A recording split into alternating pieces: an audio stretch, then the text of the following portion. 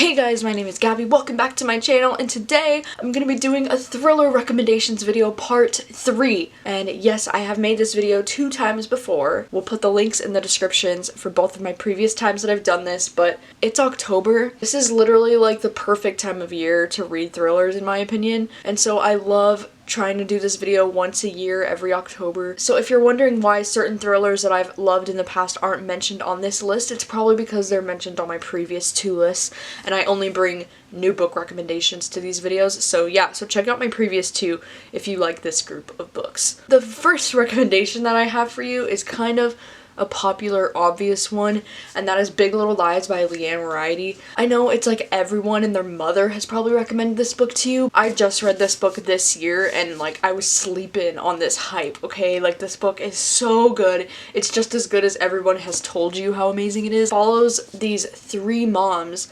All of them are moms of these kindergarten students who are starting their orientation day at the school, and then it's flashing back and forth between this fundraiser night that takes place a few months later, and you know somebody is killed at this fundraiser night, and you don't know who it is, but you know that there's a murder that happened, and then they're like, okay, let's take it back to the beginning of the story, and then you get to see all the 3 moms on their orientation day at the kindergarten with their kids. These are 3 amazing female characters, and they're so different and unique, and Madeline, the main character in this, is hilarious. Like, she cracks me up. Everything about this book is so fucking great, and if you haven't read it, you need to read it. These next 2 are going to be from a new favorite author of mine that I've discovered this year, and that is Lisa Jewell. So the first one I have to recommend to you is Then She Was Gone by Lisa Jewell. This one is a surprisingly emotional thriller for me, at least.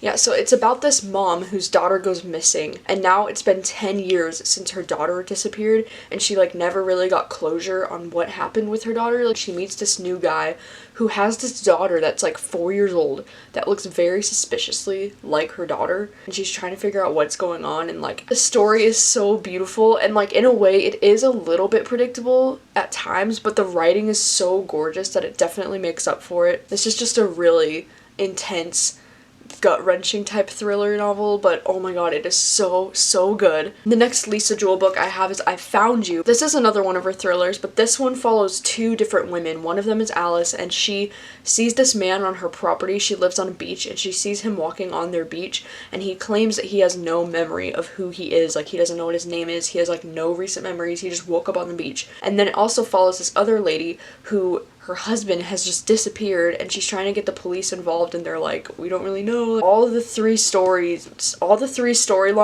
start to combine in the most interesting way possible, and it's just like all building towards this very dramatic thing. And it's also, this one is also a very emotional thriller in my opinion. Like, this one is the kind that really like got to me. She just writes really realistic, vivid characters and descriptions, and just her writing is so gorgeous. Definitely highly recommend both of these. The next 2 are also 2 different books from one of my favorite authors, and that is Peter Swanson. First one I have to recommend to you is All the Beautiful Lies by Peter Swanson. This is his newest one that just came out this year. Perfect for people who are fans of very like taboo, forbidden relationships, because this book has some very serious age gap differences, romances in it. And this book also features a lot of really fucked up characters, so if you enjoy thrillers that follow like really fucked up people that you're not really meant to like, this would be the one for you. But yeah, it's basically about this guy named Harry and his stepmother Alice, and so Harry's dad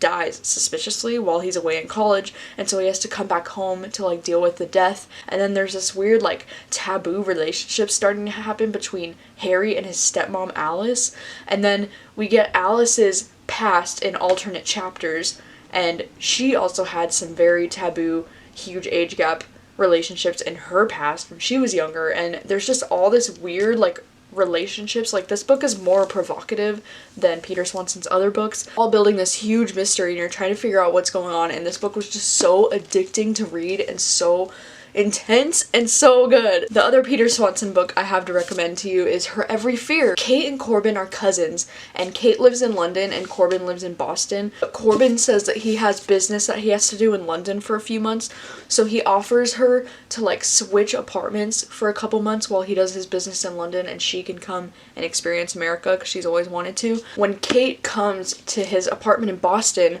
On the night that she gets there, the police are in the building and they said the woman next door has been murdered in his apartment building. Her cousin Corbin becomes a suspect because he fled the night of the murder to London. And there's a lot of different things happening, and you get to see a lot of these characters' past too that are very dark and just like, what? And oh my god, you guys, this one is so fucking good too. So highly recommend it. The next one I have for you is The Last Time I Lied by Riley Sager. This is the same author as Final Girls, and Final Girls was in my previous thriller recommendations video. So this is his new book. So this one follows this girl named Emma who went to this camp when she was a teenager. She stayed in a cabin with these 3 other girls who ended up going missing, and the camp had to shut down after that year. It's been 15 years later and she gets the opportunity to come back to this camp as a counselor. She becomes a camp counselor and she has to live in a cabin with 3 of the female campers there that are teenagers. This book was so exciting. It was so intense. And I love the way that this book has like the game of 2 truths and a lie. Like that's a really common theme throughout this whole book. The way that this book really studies female teenage relationships is really interesting, creepy, because it's all like, it all takes place in this like cabin in the woods type of feel. But yeah, this one does have some like paranormal vibes in it as well. This is like the perfect October read. Alright, these next 2 recommendations that I have for you are thriller books that also have a horror aspect to it. So the first one is going to be Bird Box by Josh Malerman. This is a thriller novel, but it's also a horror novel that takes place in an apocalyptic world. And in this world, the people don't know exactly what ended the world. Whenever you see it, whatever it is, you like lose your goddamn mind and either kill yourself or kill everyone around you. So these people have to wear blindfolds in order to survive this apocalypse. Just really terrifying because you as a reader don't even know what exactly they're so afraid of and what they're trying not to look at. And it's like, is it a monster? Is it a demon? Is it an alien? Is it just a human being? Like, you don't know. And so it's like really fucking scary. And like the whole book, you feel like you're blindfolded as well because these characters are blindfolded. So it's like very vivid descriptions of like what they're hearing and what's surrounding them, and like it's just, oh god, it's so creepy and it's so intense. And like seriously guys, this is like one of the best horror novels I've ever read. And this one is becoming a movie in December with Sandra Bullock on Netflix.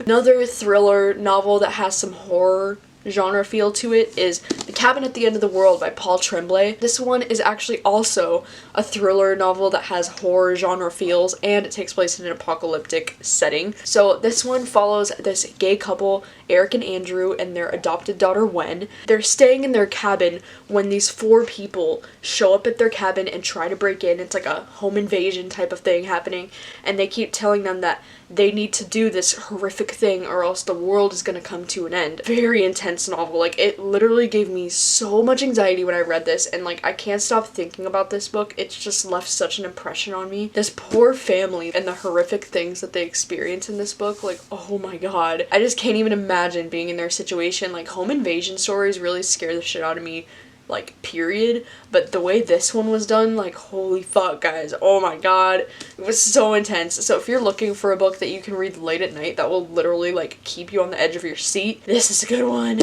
This is a really good one. And the last 2 books that I have to recommend to you are young adult thrillers, which is something that I rarely ever read, but these 2 are pretty good. So first one is The Female of the Species by Mindy McGinnis. This follows a girl named Alex, and her older sister was killed by this guy, and the killer walked free. She makes this plan to go and like murder the guy. Alex's character definitely reminds me a lot of like Dexter, because she has these like serial killer urges, but she tries to use them to do the right thing. The way that this book in particular talks about like feminism and rape culture, and the way that we can't just let boys be boys, like boys will be boys, like that's not okay. And why are we holding girls to such a higher standard than we hold boys to? I love the way that this book talks about the way that we assume that men are just the most violent gender, but like the female of the species is far more deadly than the male, and the female of the species is more violent than you would assume. Thought-provoking and very important. It's just such a powerful book. Like, oh my god, the ending of this book, I was like crying and just like shook. Alright, and the last